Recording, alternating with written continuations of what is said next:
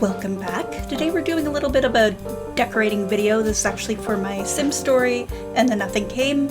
I needed to have a scene in a house, and most of these houses are not decorated, so I was like, alright, we need to do something here. We need to make it at least passable. So this household where I decided the scene was going to be held actually belongs to a couple Sims. There's Elspeth, she is a green Aes Sedai, and her two warders. There is Valent, and then there is, I think, Gwyn. Yeah. And then they've also taken in Baron Tallheart and his wife Briseis because, well, reasons. And I think Baron might have already been in this house. I was getting so mad at the frickin' blankets not wanting to go there. I think Baron was in this house, and then, I don't know. I try to remember who lives where, but because it's not something that I play, it's very much grabbing my dolls and posing them, I forget. I forget about things. Although this does remind me that I do need to finish putting up profiles for everybody. I started strong, and then, like, just didn't want to do it anymore. Didn't want to do it. Which I feel like is an everyday thing for me. Like, the world is on fire, and just watching people, they are the frogs in the pot. I know that that is not a true statement, but it is definitely a really good metaphor for individuals where what their line was a year ago, what their line was 5 years ago, or 10 years ago, if they were to see where the line was now, they would be absolutely horrified. And, like, it's just wild. I try not to talk about that's a lie. I tell myself that this should be a fun gaming space, but, like, when I open my mouth, words come out that are not talking about the builds at all. It's me complaining about life. But I, at least on Tumblr, do not really talk about world events so much. So I try. Because, like, yeah, we all should be educated, but there's also the problem of not every single space needs to be inundated with the calamities. Like, we do need spaces that are just like a rest stop. And that's really what I use YouTube for the most part, is ranting, and also a rest stop to just be chill, forget the world's on fire, drink some hot chocolate, all will be well. So yeah, I started decorating into the rooms, and I realized pretty quickly on you're probably not going to see them, but I did a little bit just in case. But yeah, the main scene is happening in their kind of living room area. Although I did take some screenshots that I'm really unhappy about, and we'll see if I actually end up changing.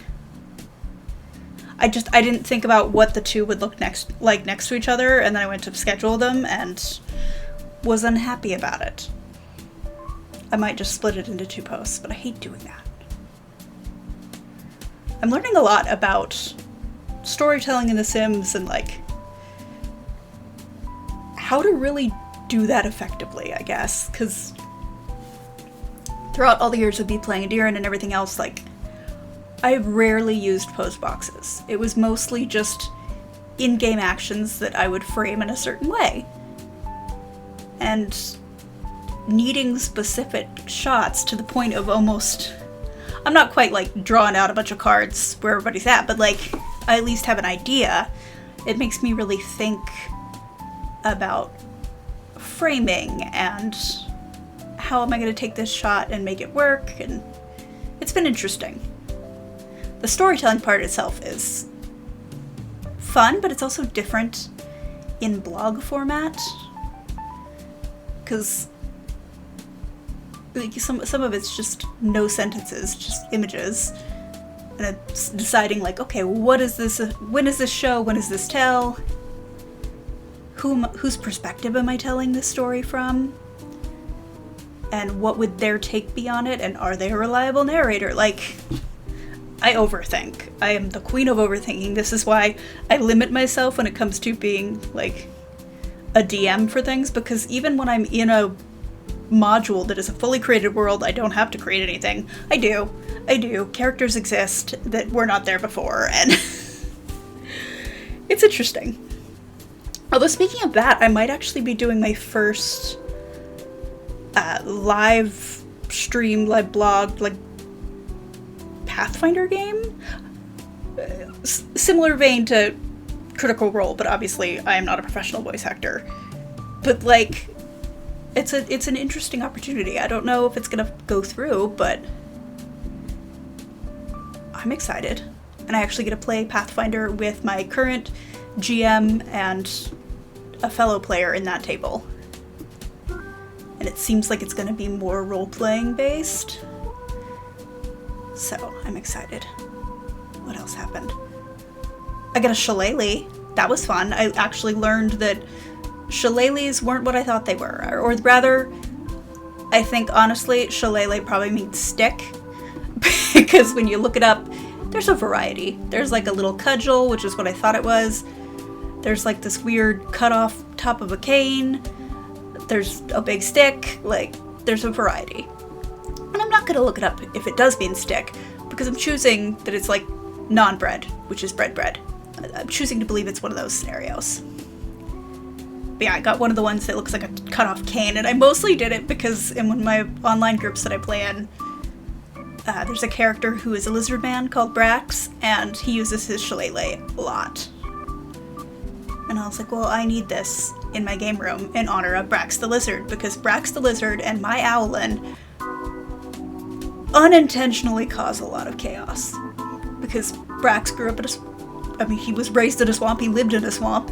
My character was raised in a monastery, very sheltered, and now they've been exposed to the wilds of the world and don't know how things work and had never interacted with humans before, so their third party member, his name is Curio. They're constantly, like, asking him weird and uncomfortable questions and then documenting it, because Friel likes to think that he's, like, scientific and stuff, because he was just raised to document things. Like, that's what they did in the monastery. They copied books, they copied journals, he read a lot of them, and he's like, well, I'm out in the world, I have to document this. And it's, yeah, it's very fun.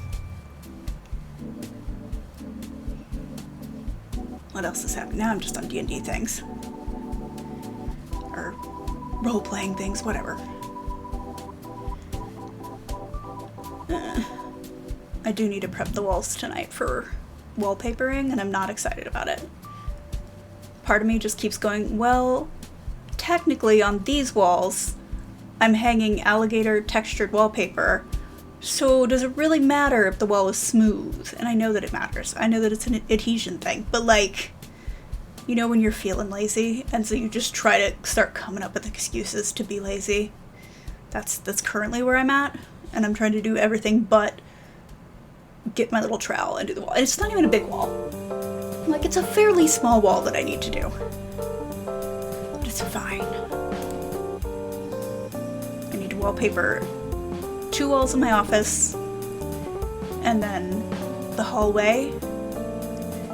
Then we need to repair the drywall from moving the laundry upstairs, paint the closet, and then, like, hopefully all of that is done before March, because my partner's parents are coming to visit, and I really like them, but, like, I don't want them to come in my house and be like, why are there holes?